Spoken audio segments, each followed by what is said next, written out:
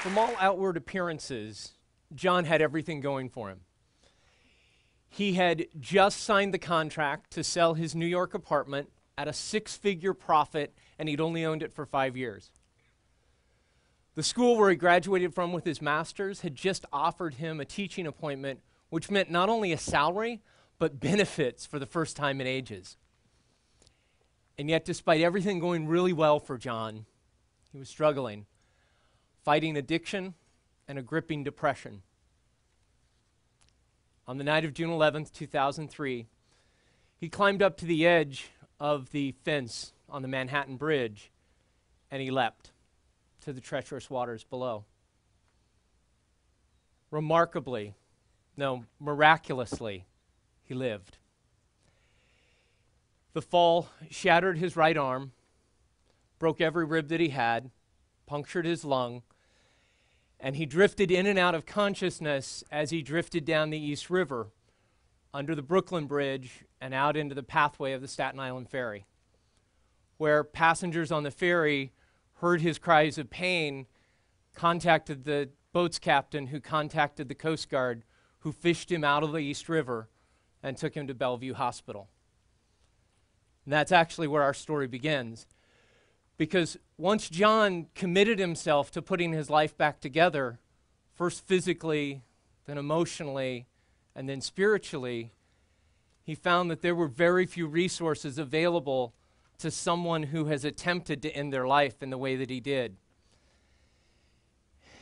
Research shows that 19 out of 20 people who attempt suicide will fail.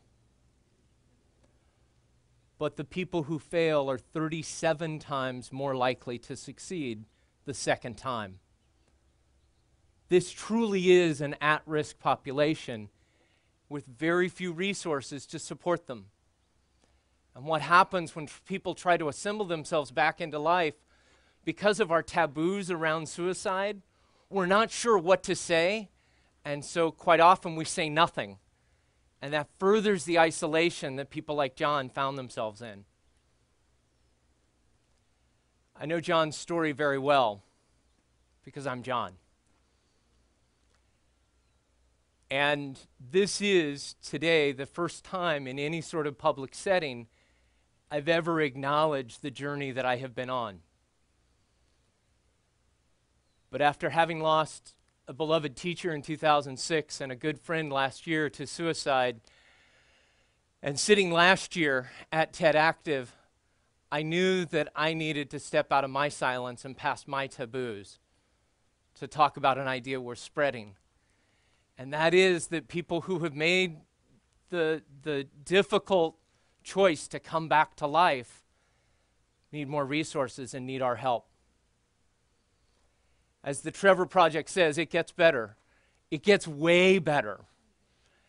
And I'm choosing to come out of a totally different kind of closet today to encourage you, to urge you that if you are someone who has contemplated or attempted suicide, or you know somebody who has, talk about it.